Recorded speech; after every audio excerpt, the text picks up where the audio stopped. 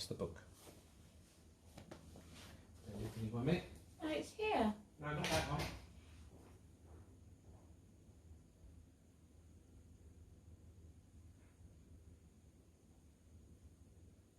One with your questions on. Okay. Welcome everybody to Kim's video journal. Do the usual Talking and moving. because I'd already started the video. Ah. So we're going to do our questions, the usual. Kim's going to do her book and then obviously we'll sign over to Kim. So, first things first, what is your name? Kim Tolton. How old are you?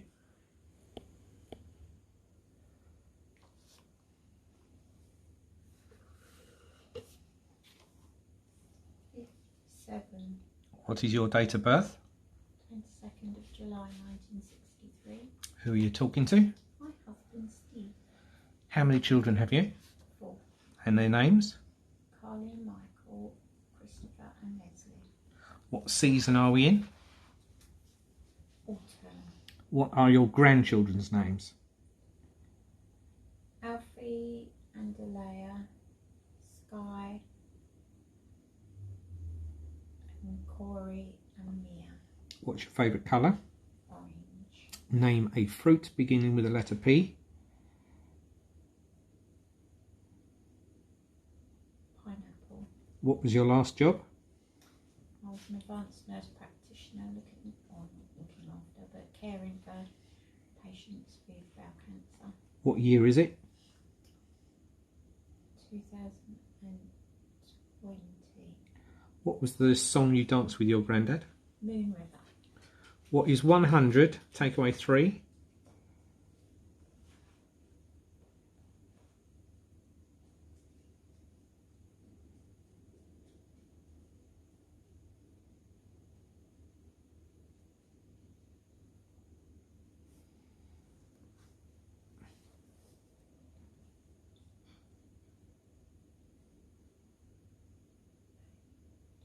97. What was the name of yours and Sean's pony? Angus. What's your favourite hobby? Horse riding. What town do we live in? Battersbridge. What day is Christmas Day? 25th of December. Hold up 3 fingers. 1, 2, 3. Name a Carpenter song you like to sing to. I'm on top of the world. Okay. You've got a book next to you. In the introduction of Rose's Thai Cafe, there are 9 subjects. Would you like to read them out?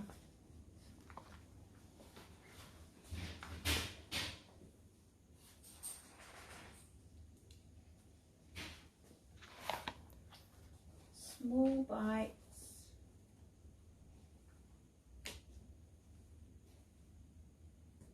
Soups.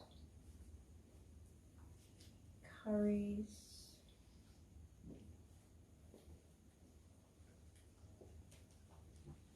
Stir fries.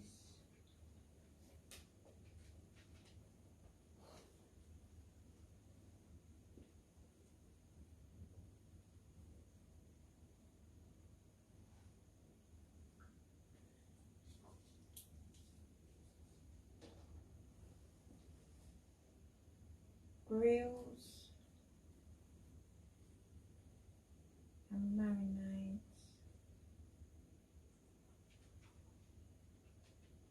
I think I just saw noodles somewhere. Noodles and sweet things. Okay. Right, and hand you over now to what you'd like to talk about. I'll leave it with you. Thank you. Well, I've kind of brought you up to date with to the present moment in time. So we're now talking in real time terms. And the first thing is, it was my Stephen's birthday. He turned 60. My husband, which seems very odd I can't think of him as being a 60-year-old, but there you go, he is.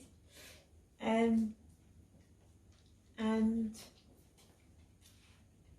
it was very strange because in the past I used to do lots of crafting, and I always made everybody's cards, handmade cards, for special occasions, birthdays and all that sort of thing. And Steve came up to me the evening before his birthday and he said, "Oh, I need you to write in a card for me." So I said, "Oh, okay." And he gave me the card and I said, "Who am I writing it to?" He said, "To me," in other words, I was writing it to Steve. And reading is one of the senses that has been profoundly affected by my alzheimer's, more so with the posterior cortical atrophy. And if you haven't heard of posterior cortical atrophy, typical dementia, just box standard dementia, tends to affect the frontal lobes of the brain, which on my MRI scan they could see that my brain had shrunk, which is indicative of Alzheimer's disease. But I had other symptoms as well, and after months and months of lots and lots of tests, I was finally diagnosed with posterior cortical atrophy. And posterior cortical atrophy is one of the very rare forms of dementia, and in some people it will predominantly affect their sight. In others it will be their ability to talk. And at the moment my speech is still relatively well intact, but there's no guarantee that that will remain the case as the disease progresses.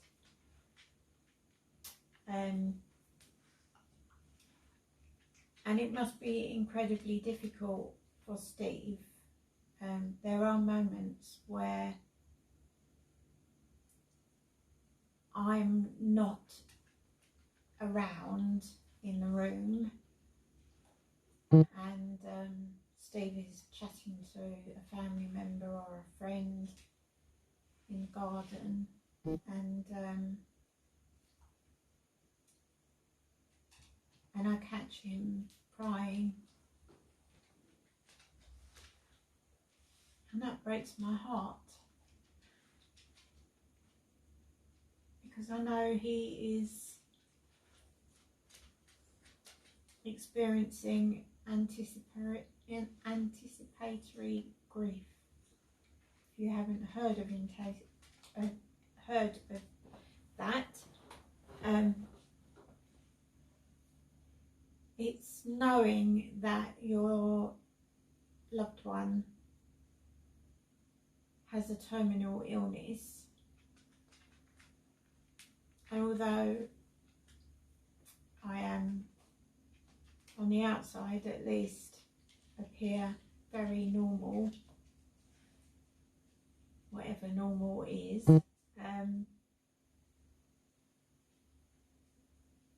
that's not the case in reality. And Steve is having to take on board each deficit as it comes.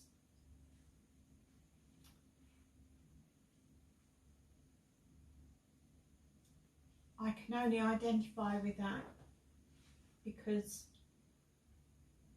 I've nursed many people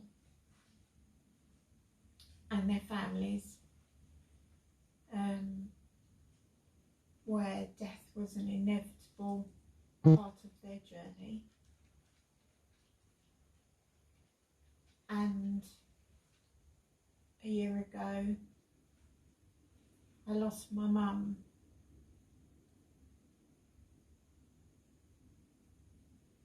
and that was really tough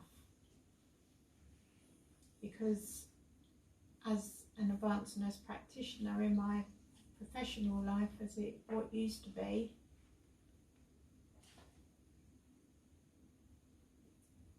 I knew what was coming before my mum knew what was coming, or my dad. And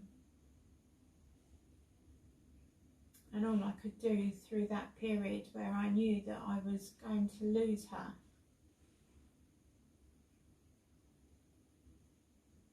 was to spend as much time with her as I could.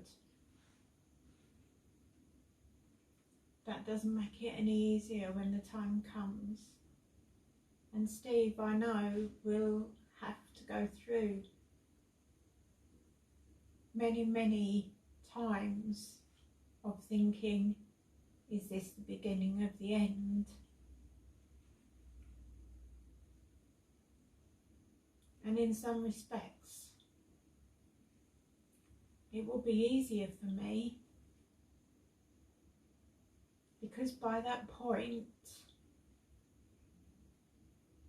I may have no memory of him or who he is.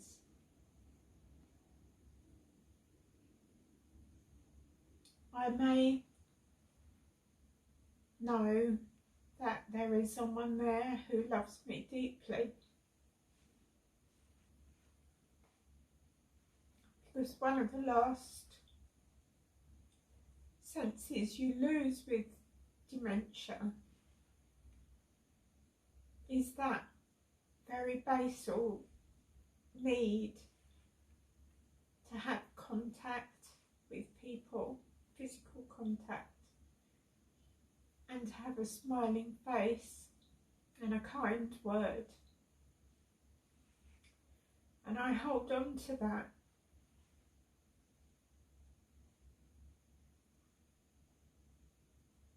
And I have to hold on to that.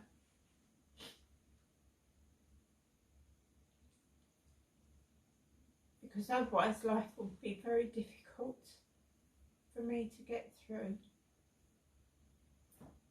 Sorry.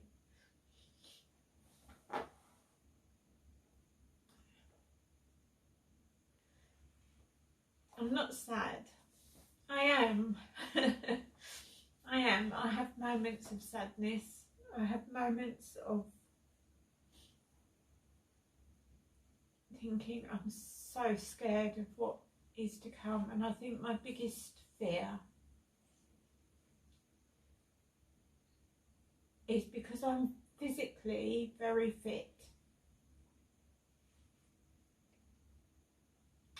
that there may come a point where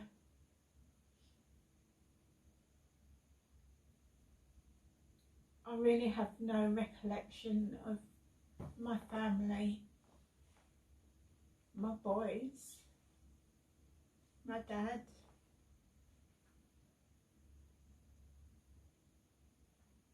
And even more so, I am so scared of being locked in. And when I talk about locked in, I mean locked in syndrome, which certainly in the very late stages can be a big issue, because the person inside may have very few memories left.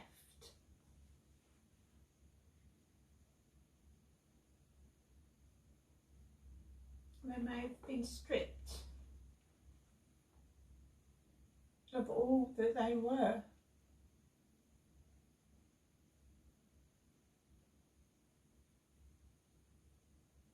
and the thought that I may not be able to communicate if I'm in pain,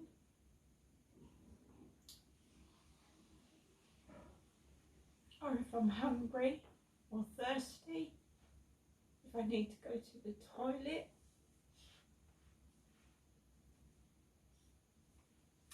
And that's a huge fear for me. I think that is my biggest fear, is being locked in without the ability to say, I need help.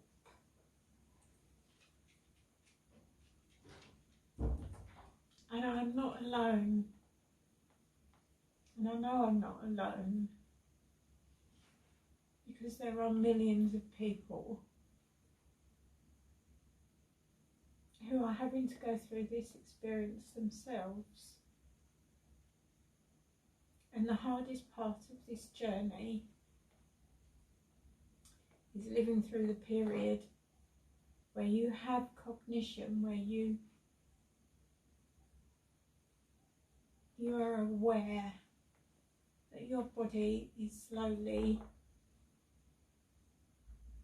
deteriorating. Like just then, you probably didn't even see it, but neurologically my body is struggling. So I now get strange twitches and tugs where nerves are not working properly anymore. And I know that's just going to continue to deteriorate.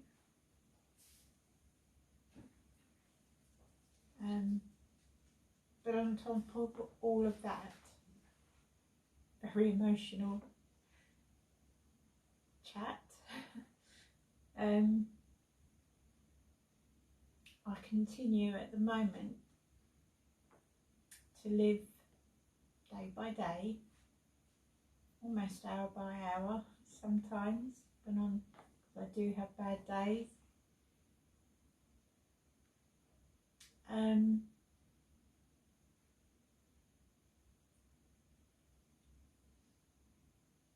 But I try to live in the moment, because I think the moment, if I can try and accept living in the moment on a day-to-day basis,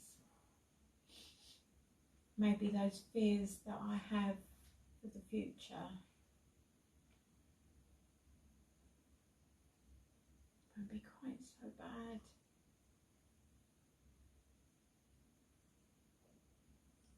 Won't be so scary. I like to think that once I'm at the end stage period, that maybe inside my head is just very calm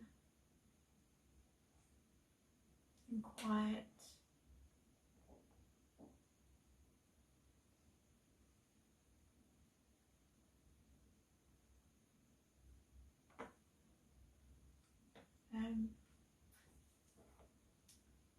I'm sure I've given you all something to ponder on.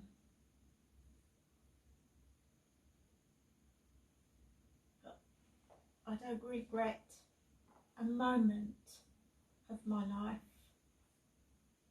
I feel very blessed to have had, even though I've had 2 really disastrous marriages, I've got 4 wonderful children. I've got all my grandchildren, and I know they all love me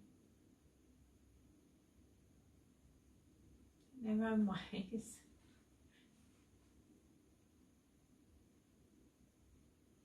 I think one of the ones that I struggle with, my eldest son has Asperger's.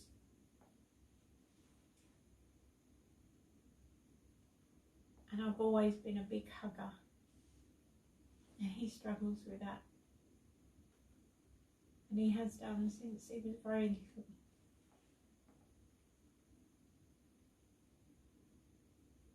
And in a way, I wish he could turn the tide and turn. I wish he could get to a point where he could hug me, because there are days where I could do with a hug from my son. Either of my sons.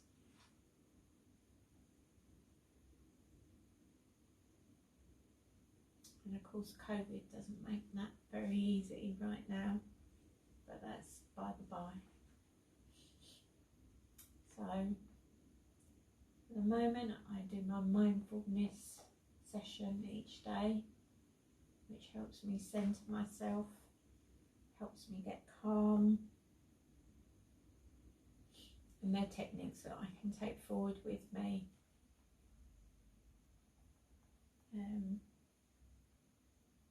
I wish I could get my singing bowl to sing to help with my meditation, but there you go, never mind. One day I'll conquer it, and I'll finally get the knack of getting the singing bowl singing. But it doesn't stop me from doing my meditation anyway. I can focus quite well. And I think for anybody watching, it doesn't matter whether you are the person with dementia or the carer. I think both sides need that moment in time where you are just focused on your breathing and on your mental health and clearing all those worries away. It really does help to get you through on the tough times, and I look forward to it. I actually look forward to just sitting and being present in the moment, just for a short period of time, listening to the birds tweeting outside, and it's lovely. And I am blessed there because I've got a beautiful garden, and we always have lots of birds in the garden, so there's always things for me to focus on whilst I meditate, and I'd recommend it to anybody. And that's pretty much it from me today. As I say, I've probably given you a lot of things to think about, but I didn't really talk about my sight loss, but that's very profound and very progressive. It's worsening all the time. We're just having to find other ways of making life easy in the house and surrounding areas. Unfortunately, I can't go out independently anymore because I would get lost.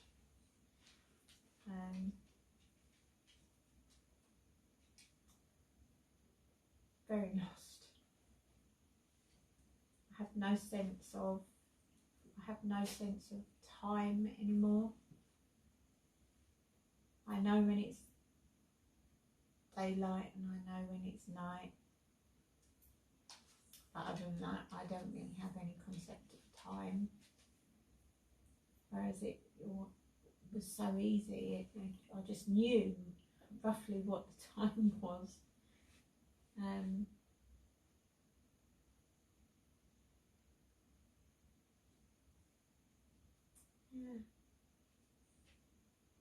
I'm going to leave it there with you for this week, and maybe I've given you some things to think about.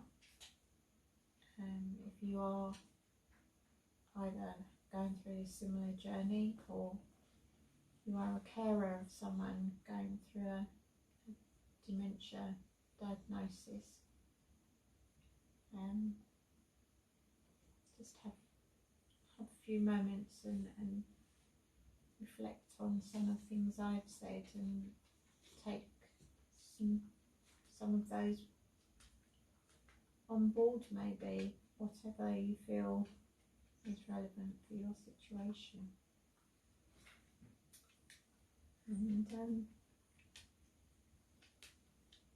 as always, if you do have questions, we're terrible in, I know we don't always get our videos out on time. Steve's not been very well this week, so you know, things happen and we have to sort of change around it. But if you do have any questions, or if you want more information on posterior cortical atrophy or some of the challenges of Alzheimer's, if you just want to chat, you know, because you're in that sort of situation, facing whether as a carer or as a family member, do feel free to just contact us through the little box at the bottom, and we'll do our best to get back to you.